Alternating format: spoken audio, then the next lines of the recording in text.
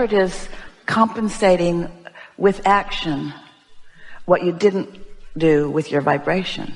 Yeah. We're not talking about action, we're talking about effort. Because action can be inspired and blissful. But that thing that humans usually mean when they say effort, that's what you do when, instead of tuning in and calibrating and letting the universe and the law of attraction do all the heavy lifting, you're trying to do it with your own physicality. And it works pretty good for a while because you can offer enough action to take care of most things that you need to take care of. But the bigger your life gets, the less able you are to tend to it through action and effort. The more important it is for you to utilize the leverage of calibration. Yeah. You think, because you're accustomed to statistics and laws of averages and things like that, you think that the bigger the dream, the more the effort. And that's what causes most people to hold back from big dreams, because they just get tired. But it's because they're offering action with resistance. When your action isn't resistance laden, then effort isn't a factor, and then you're just eager to get into it. If something physical is happening, Esther had a very sore foot, and there was no logical reason for it, in the sense that there was no event that happened. But after a little while, we were able to help her see that she was trying to manage too much with her own physical beingness. She wasn't getting out ahead of it with her thoughts as much as she knows that she can. And so she was depending too much on action, and that was what got her out of balance. It wasn't that she used her body up, not in that sense, but it's that when you have tools and you don't use them, and you know that you have tools that you could use, you're very hard on yourself when you revert to less effective things. That's what we're talking about here. What's happening to you is that you're not enjoying the becoming. You're not going to be happy until it has become. Mm-hmm. And when you're oriented like that, then everything that hasn't yet come into being is bothering you, which keeps it from coming into being. You've got to start enjoying the journey and stop trying to get to where you think you're going. And usually when that's happening, it's because you feel like you're letting somebody else down, or because you're letting somebody else's expectations of you sort of drive you rather than your own desire call you. And it usually doesn't just start with current relationships. It's been going on most of your life. It was this person and this person and this person. Usually it's very deep rooted. Most of your troubles that you're experiencing right now started when you were 7. If you could go back to what you were living then and think about who was in your face then, that's where it started usually. Now, not every time, but that's pretty average. Since then, you've been trying to prove something to somebody and something to somebody and something to somebody. It's time to just leave them out of the equation for a while and just find your alignment. It's not an easy thing to all of a sudden stop doing. People take pride in being counted on. They take pride in being accountable.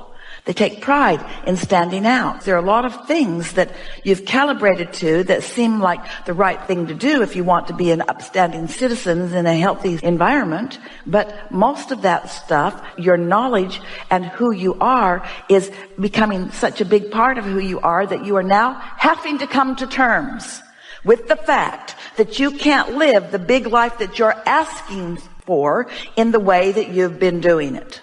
Something's got to shift. And what it is you got to get out ahead of it, and you've got to understand that it's vibration. You got to understand that it's about emotions. You got to understand it's about thoughts, that it's about alignment, and it's about cooperative components. Now, fixate on that word, cooperative components. Cooperative components mean that there are all kinds of people, events, animals, circumstances around you who are cooperating with you all the time, depending upon what your vibration is that you're offering. First thing we want to say, as you focus upon the idea of cooperative components, is that they are here to cooperate with you because you never intended to accomplish all that you want to accomplish on your own. Humans teach yourselves that in the religious rhetoric of proving worthiness. Got to prove your worthiness. Got to pay the price. And so you work hard from a position of not allowing yourself to be a cooperative component and not allowing the other cooperative components to cooperate with you.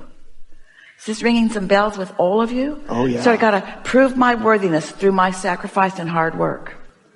Someone said to Esther not too long ago, can I do such and such, because if I don't do it this way, it'll be really hard for me.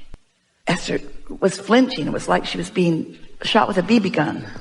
And then Esther said, is there any other reason? Oh yeah, it'd be really fun in this way and this way and this way. And that's the answer I'm looking for. Don't sacrifice for me ever, ever. This is a cooperative universe. If I don't get it from you, I'll get it from someone else. Never sacrifice for me. Never sacrifice.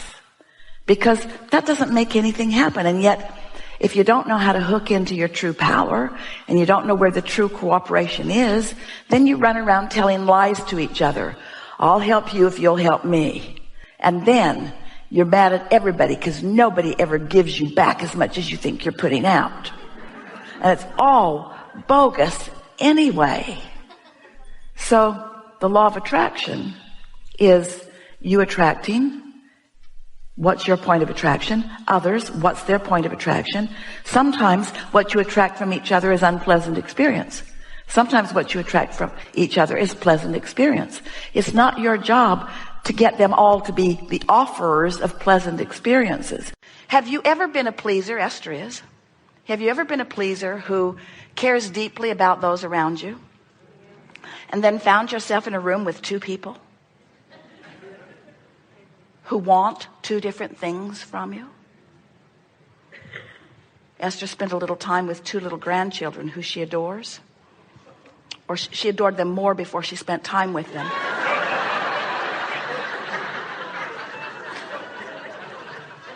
The vibrational version in her mind is blissful.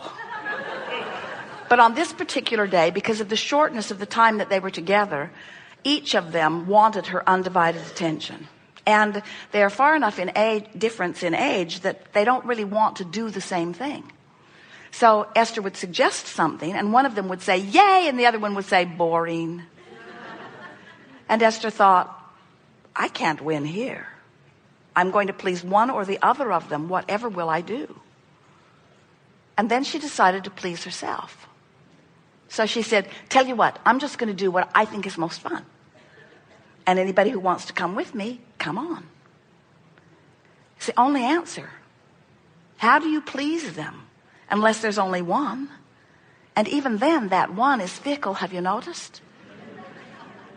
So, have you ever lined yourself up to particularly please another, and then they go through some sort of transformation and they want something different from you?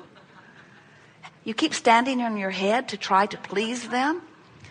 Do you know the majority of trouble that goes on in your world and in your individual lives is because you're looking for love in all the wrong places? You're looking for approval in all the wrong places. You're looking for guidance in all the wrong places. It exists in only one place. It is the relationship between you and you. And you can count on that every single time. Because you were source energy before you came into this body. You had already become the synthesizing evidence and culmination of all of that magnificent life. You were pure, positive energy before you came into this body. And every moment that you've been here, you're asking for more improvement. And the source within you takes the best of what you ask for and holds it as the standard for you to make your way to. Sometimes people say, oh, if I just please myself, or if others just please themselves, would it not be a world of chaos? And we say, it would be a world of alignment. It would be a world of empowerment. It would be a world of security. You act out, you murder each other, you try to control one another, you abuse one another from your insecurity, not from your security. You are mean to each other from your place of hatred, not from your place of love. It is your disconnection with who you are that causes you to act out in all of those abhorrent ways. You do not need to worry about your world getting worse if you selfishly choose alignment with Source. And the good news is you don't have to wait for everybody else to figure it out, because law of attraction will help you achieve only the world that is a vibrational match to the vibrations that you practice and make chronically your own. It's not possible for someone to assert a negative experience into your experience. There is no law of assertion. This universe is based upon attraction. It's only inclusion based, which means you get what you think about. You get what you vibrate. We're just here to remind you, you might want to practice more. You might want to clean up your vibration. You might want to talk more about what you do want and less about what you don't want, because you know what most of you are doing? You're doing some of both, which means you're getting some of both. And you're getting a lot more of what you don't want than you deserve or than you want. And it's because we love you very much, you're sloppy with your thinking. It's because we love you very much, you don't care enough about how you feel. You gave that up early on when your mother said, care about how I feel. And we want you to leave here sort of with a new intention that says, it matters how I feel, and I'm working on how I feel, because I'm going to feel myself into alignment with who I really am. And you know what happens when you feel yourself into alignment with the source, with the God, with the spirit, with the furthest, most expanded version of who you are? You know what happens when you align with that? Oh, you are harnessing the power that creates worlds. Your leverage is enormous. The cooperative universe stampedes around you. You find people just knocking themselves out, people who are vibrationally equivalent to that which you are. When a bunch of you who are in the vortex, rendezvous, and law of attraction make sure you do, you have a thrilling, progressive, productive, effective experience. But when a bunch of you rendezvous outside the vortex, you have an argumentative, uncomfortable, disorganized, unproductive, miserable experience, you see. So some of you say, well, yeah, that's where I work. I work there. And how can I be different than where I work? And we say, by taking the bounce. By whenever your environment shows you something that you don't want, and it will all day, every day, there is an equivalent bounce to that, because the other side of the vibrational wave is always present. So when you know what you don't want, you know what you do want. And when you really know what you don't want, you really know what you do want. When you sort of know what you don't want, you sort of know what you do want. It's always an equivalent bounce. So when you know what you don't want, you know what you do want. Then what you want to do, and you'll get better and better at it every day you try, you want to turn your attention to what you do want. Why do you want it? What would that feel like? In other words, you want to think more about what you do want and justify less why you want it. Because every moment of justifying or rationalization or defending is on the wrong side of the bounce. So you take the bounce, and what we want you to understand is those bounces are essential to the expansion of all that is. In other words, you came expressly to know what you don't want in order to know what you do want, because the expansion of the universe, the evolution of the source within you, is about this leading edge sifting, sorting process that you are all involved in.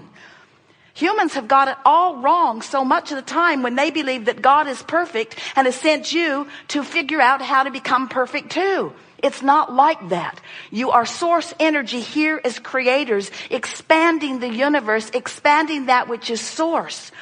And when you explore and ask, source expands immediately and calls you to the expansion also. And when you go, you love the process of going even more than the process of getting there. Moving in the direction of who you have become is the ecstasy. It's the passion of life. When you get there, you get another bounce, you see. We have enjoyed this interaction immensely. We've been out on the leading edge today in a number of different segments, taking thought beyond that which it has been before, and fulfilling the satisfaction that we reach for as we participate with you. We know that as a result of the lives that you are living, that you are putting new solutions, new answers, and new clarity into the vortex. And we receive the benefit of what you put there incrementally as you put it there. So we're feeling satisfaction all day, every day, as your problems and questions queue up, because the solutions and answers queue up for us, and the cooperative components are assembled. But when we come together in an atmosphere like this, where you come with still some of your problem activated, and we are able to shine the spotlight on the solution that you've put there, we then have an even more exhilarating experience of getting to feel you come into alignment with what you put there. And that happened all day